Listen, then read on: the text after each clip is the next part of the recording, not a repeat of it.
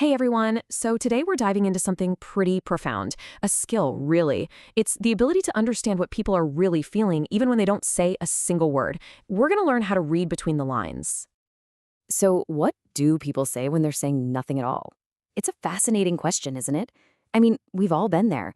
You can just feel it when a friend is upset or maybe a family member is disappointed, even when they hit you with that classic, I'm fine. It's like there's this whole other conversation happening right under the surface.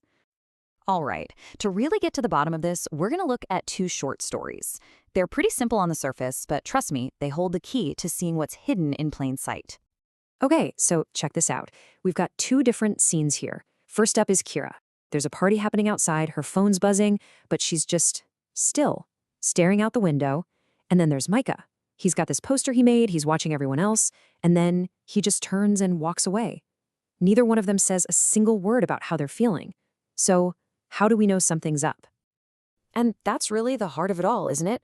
The real story isn't in what Kira and Micah are saying. It's in what they do, and just as importantly, what they don't do. So to really understand them, we need a specific tool, a way to read between the lines. And that tool? It's called Inference. Now, this isn't magic or some kind of superpower. It's really just the skill of being a detective, a detective for human emotions. You're just piecing together all the little clues to see the bigger picture. So let's break this down with our two stories. If we look at Kira, what are the clues? Well, she's staring out the window, ignoring party music, not answering her phone. All of that points to her feeling sad or isolated, maybe left out. And Micah? He's watching from a distance, holding that poster, and then he just turns away. That tells us he's probably feeling hesitant, shy, or maybe even disappointed. And in both cases, we figure this out not from their words, but from their actions. That's inference at work. Okay, so it's a useful skill for understanding characters in a story, for sure. But its real power, the game-changing part, is when we start applying it to our own lives. So let's shift gears now from fiction to reality. Listen to this, it really says it all. You didn't say you were hurt, but you didn't laugh. You didn't speak up. You looked away.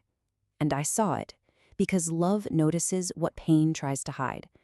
Wow. That's a powerful moment of real connection right there. The hurt wasn't shouted from the rooftops. It was in the silence, wasn't it? The laugh that wasn't there, the eyes that looked away. And the most important part? Someone noticed. And that last line, love notices what pain tries to hide.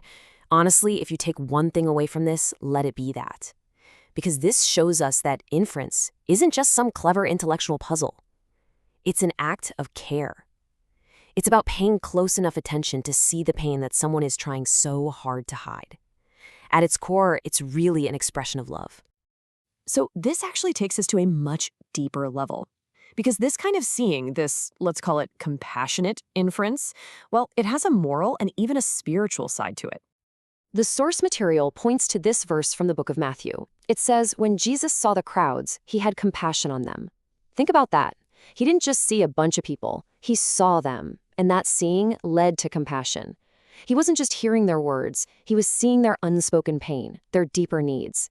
And this is held up as the ultimate example of seeing what's really going on beyond the surface. And this brings us to a really important distinction we need to make. On one hand, you have just guessing. It's kind of an intellectual exercise, you're working with limited clues. But on the other hand, you have compassionate inference. And that's something else entirely. It's a heartfelt understanding that comes from a place of love. One is about trying to be right, the other is about trying to connect. And that's the truth to remember right there. When you walk in love, when that's your starting point, you just see people differently. You can't help it. You start to notice things, even when they're not saying anything at all. So what's the bigger picture here? Why are we talking about this? Well, this whole lesson is part of a much bigger framework, a philosophy about how we learn and how we should live. And this philosophy, it's really built on three core ideas. First, education without morality, it's gonna hurt people. Second, smart choices that are guided by morality, by a real sense of right and wrong, they actually prevent pain. And third, a spiritual mind leads to peace of mind. So when you put it all together, you see that learning to see others with compassion isn't just some nice social skill, it's wisdom in action. And that really leaves us with one final question to think about. Because this isn't just a theory, right? It's something we have to actually do. So I want you to look around you. Today, this week, think about your friends, your family, the people you work with. Who in your life isn't speaking up? Who's the one looking away? Who is waiting for someone, for you, to see what their pain is trying to hide?